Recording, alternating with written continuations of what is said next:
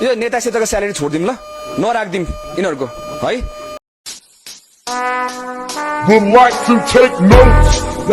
यिनीहरूको मन्त्रीहरूको कसैलाई त्यो अनि गाडी लाइनै हुन्छ, ट्याटारा टुट्टु गर्छन्, पाएन अब तिनीहरूले कसैले नै गर्न पाएन होइन। के हो अहिले मलाई के छ भने यस्तो चर्चामा आउँदाखेरि के बोले भाइ? अब के बोले?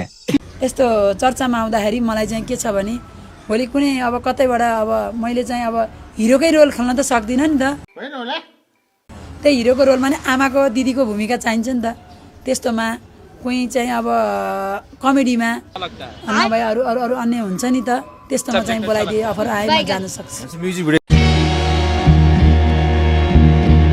चुनाव अघि चुपचाप घन्टीमा छाप, चुनाव पछि सिलिन्डर हाप, राम्रो व्यक्तिहरूलाई नचिनेको भोट हालेको लाग्दैछ महापाप। अलिकति चुनाव चिन्ह गलत प्रयोग गरे जस्तो लागेन तपाईँ? किनकि अहिले त तपाईँ मोबाइलको सदस्य पनि हुनुहुन्न। अब एउटा प्रयोग मैले गरेँ चुनाव चिन्ह मोबाइल नि। अब चुनाव हारिसकेपछि त्यतातिर गएर टिका टिप्पणी गर्नु हुँदैन। अब के गर्नु, नेपालमा बसेर केही गर्न सक्यौ न, रेल पनि ल्यायौ न, पानी जहाज पनि ल्याउँछु भन्थ्यौ ल्यायौ न, अब केही गर्यौ न। जनता सबैलाई रुवाएर ठोक्दे भनेर मारेर सक्यौ। लु जाऊ तिमी विदेशमा राम्रोसँगले बस्नु, अहिले बनाएको पैसा जति छँदैछन् होला आनन्दले खाएर बस्नु है बा, दुःख नगर्नु। घर घरमा ग्यास पनि ल्याइदिइहाल्नु भयो हाम्रो केपी बाले। अब हामीले तपाईँलाई बिदा गर्यौँ, राम्रोसँग जानु। अब हाम्रो किसानको यहाँ मकै रुपीले खान्छ, मजा सुगा आए धपाउनु, बाँदर आए धपाउनु। तपाईँले बोले होइन सुन्नु होइन, एआईबाट बनाएका हुन्। अब 84 पछि यही सिलाएर बस्नुपर्छ।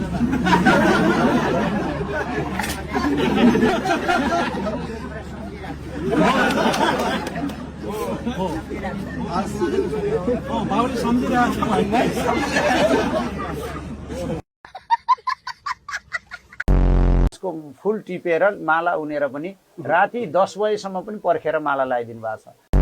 आजको दिनबाट मैले जुन चुनाव चिन्ह लिएर चुनाव लडेको थिएँ, मोबाइल चुनाव चिन्ह, त्यो पार्टीसँग र त्यो चिन्हसँग मेरो अब सम्बन्ध रहँदैन। आउँदो चुनावमा रासोपा भन्ने पार्टीको 0 सिट हो। भेडु दाहालले यदि चितवनमा चुनाव हार्छ भने यो त्यसमा अर्को युद्ध हुन्छ ल। 5 मा होइन, केपी ओली लड्नु भएको ठाउँमा सबै दल एक भएर जाँदा पनि केपी ओलीलाई हराउने ताकत कसैको छैन। Are you comedy me? राष्ट्रपा त कुनै प्रतिस्पर्धी दलै होइन। हेर्नुहोस्, यसलाई त म मान्दिनँ। यो त उही फेसबुकमा मात्रै प्रतिस्पर्धा हो।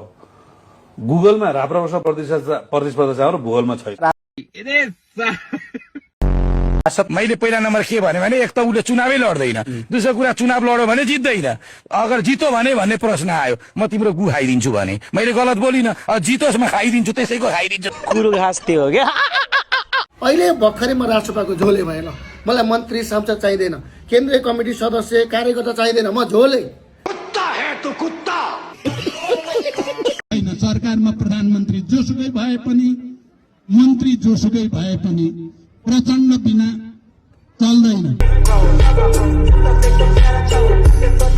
बालेन शाहलाई प्रधानमन्त्री बनायो भने त अभियसली यो देश सोमालिया भयो, अफगानिस्तान भयो, युक्रेन भयो, के अरे सिरिया भयो भनेर यो नहुने त सम्भवै छैन।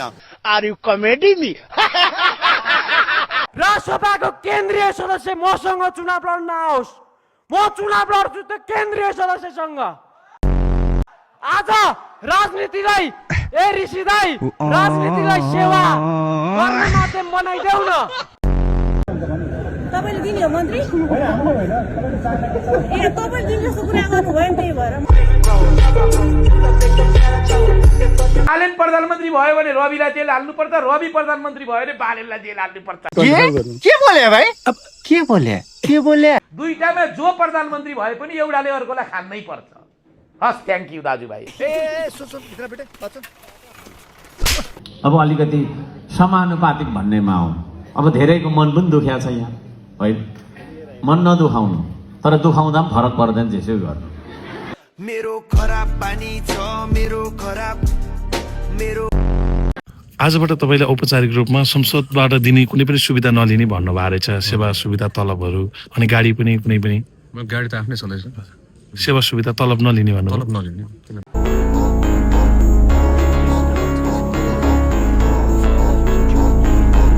किन खास किन? तलब बरु हामीले यो हाम्रो घाइतेहरूलाई दिने मेरो विचार छ कि। जेन्जी घाइतेहरूलाई? घाइतेहरूलाई अनि 2 जना नानीहरू छ, उनीहरूलाई दिने, उनीहरूको पढाइमा दिने भन्ने विचार छ मेरो। त्यसको लागि चाहिँ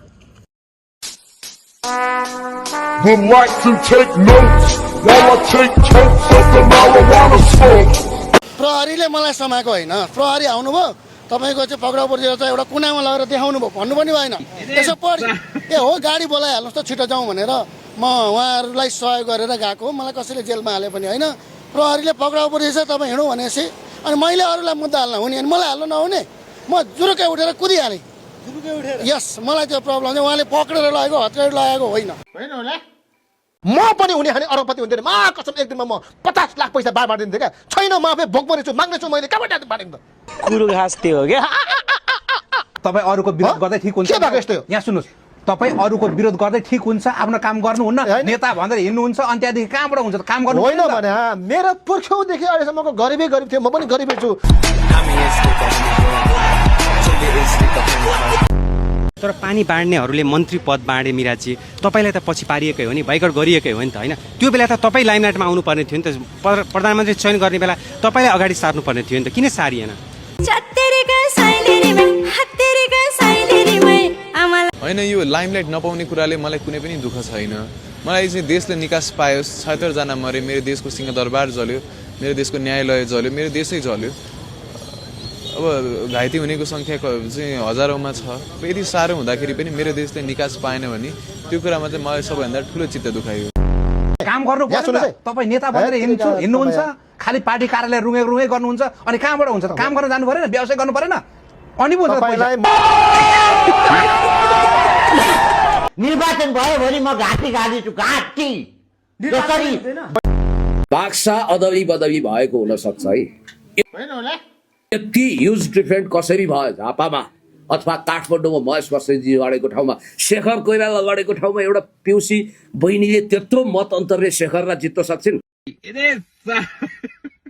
मकै कसैले पाउनु भयो? मकै इज बेस्ट।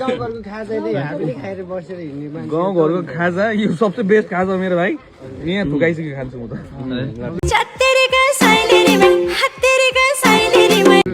सजिलो छ नि त हाम्रो त, अब खाना पाइँदैन नि, मकै खाँदै गर्छ।